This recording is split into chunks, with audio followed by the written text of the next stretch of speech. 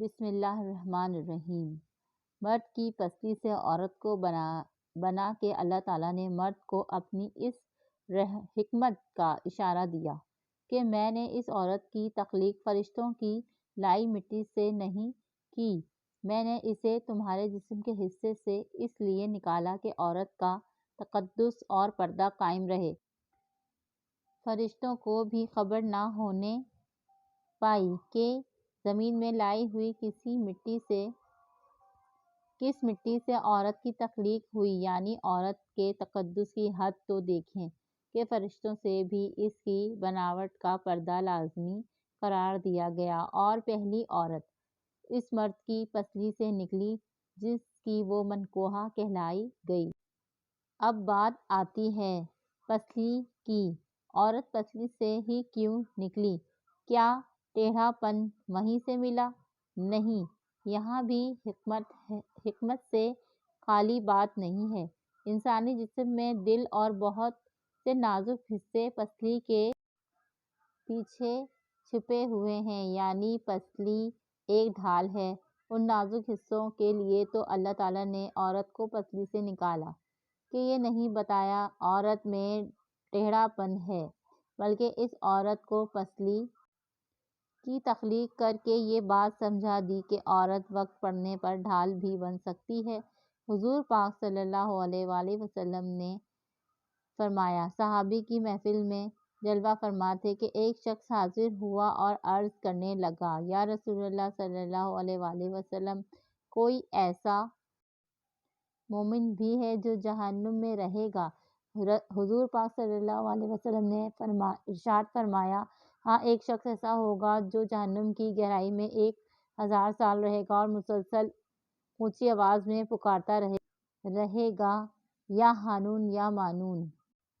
ایک دن اس قدر اونچی بلند آواز سے ہی یا حانون یا مانون کہے گا کہ حضرت جبرائیل علیہ السلام جہنم کے قریب سے گزرتے ہوئے اس سے سن لیں گے۔ حضرت جبرائیل علیہ السلام نام حیران ہوں گے کہ یہ کیسی عجیب بات ہے، کوئی مسلسل یا حانون یا مانون پکار رہا ہے۔ حضرت جبرائیل علیہ السلام عرش کے سامنے حاضر ہوں گے اور سر سجدے میں رکھ کر خدا کی تسبیح بیان کریں گے۔ اللہ فرمائے گا، جبرائیل علیہ السلام سر اٹھاؤ۔ جیسے ہی حضرت جبرائیل علیہ السلام سر اٹھائیں گے تو اللہ فرمائے گا کہ بتاؤ جبرائیل علیہ السلام، کیا عجیب دیکھا آج تم نے؟ حضرت جبرائیل عرض کریں گے، اے ہمارے رب، میں نے جہنم سے آتی ہوئی ایک آواز سنی ہے جو کہ گہرے گڈھے سے لگ رہی ہے۔ کوئی پکار رہا تھا، یا حانون یا مانون۔ اللہ فرمائے گا، اے جبرائیل، جہنم کے دروقہ مالک کے پاس جاؤ اور اسے کہو کہ جو بندہ یا حانون یا مانون کی صدا لگا رہا ہے اسے جہنم سے نکال کر تمہارے حوالے کر دے، پھر اسے میرے پاس لے آؤ۔ حضرت جبرائیل علیہ السلام جہنم کے دروازے پر تشریف لے جائیں گے، دروازے پر دستک دیں گے، مالک باہر آئیں گے۔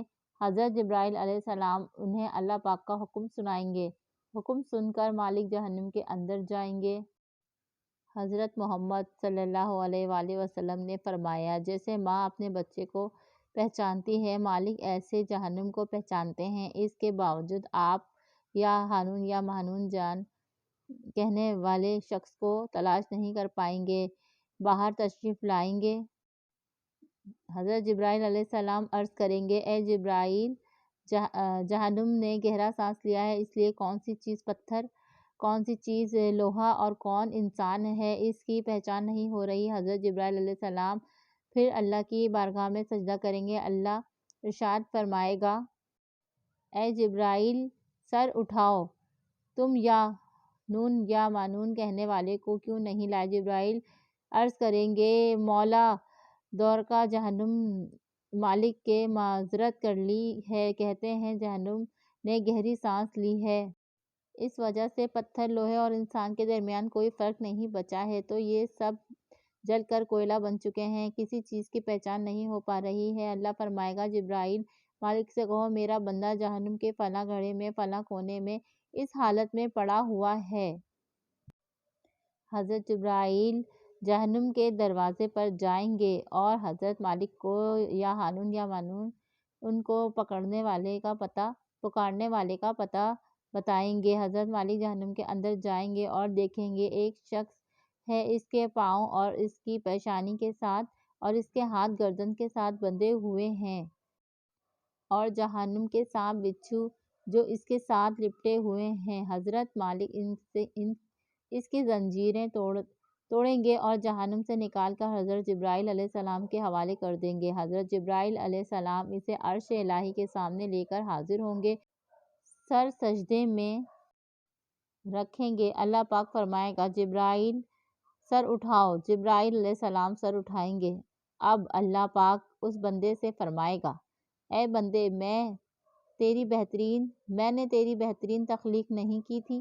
کیا میں نے تیری طرف رسول نہیں بھیجے تھے؟ کیا میرے رسولوں نے تمہاری میری کتاب نہیں سنائی تھی؟ کیا میرے رسولوں نے تمہیں نیکی کا حکم نہیں دیا تھا؟ کیا تجھے برائی سے منع نہیں کیا تھا؟ وہ بندہ ساری باتوں کو مانے گا، اقرار کرے گا، یا اللہ تو نے میری بہت اعلیٰ تخلیق فرمائی اور رسول بھی تشریف لائے، مگر انہوں نے تیرے احکام بھی سنائے۔ اللہ پاک فرمائے گا فلاں فلاں گناہ کیوں کیا؟ وہ عرض کرے گا یا اللہ میں نے اپنی جان پر ظلم کیا جس کی سزا میں مجھے جہنم میں ڈال دیا گیا۔ اے اللہ، اس کی باوجود میری امید نہیں ٹوٹی، مجھے تیری رحمت سے امید تھی۔ میں یا حنان یا منان پکارتا رہا، ہاں مولا تو نے مجھے اپنے فضل سے جہنم سے نکالا ہے، یا اللہ مجھ پر رحم فرما۔ اللہ پاک فرمائے گا اے فرشتوں گواہ ہو جاؤ، اور میں نے اس پر رحم کیا اور اسے معاف کر دیا۔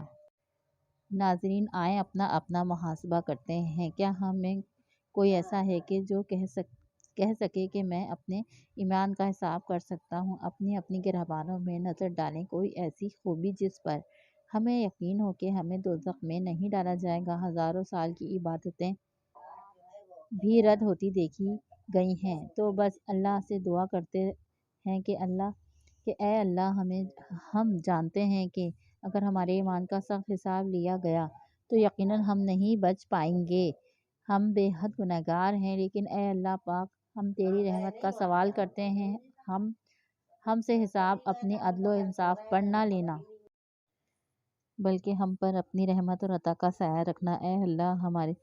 اے اللہ پاک، ہماری دعا کو قبول فرما، آمین۔ قیامت کے دن جب لوگوں کے ایمان کا حساب و کتاب ہو رہا ہوگا، پر کچھ لوگ ایسے ہوں گے جن کو اللہ تعالیٰ بغیر حساب کے جہنم میں بھیج دے گا۔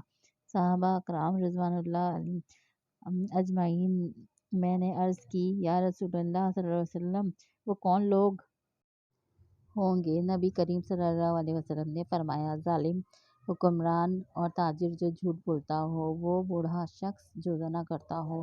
نبی کریم صلی اللہ علیہ وسلم نے فرمایا، جس شخص میں یہ 3 عادات پائی جائیں وہ جاہل ہیں، جو سننے سے پہلے ہی جواب دینا شروع کر دیتا ہے، بات کو سمجھنے سے پہلے ہی جھگڑا شروع کر دیتا ہے۔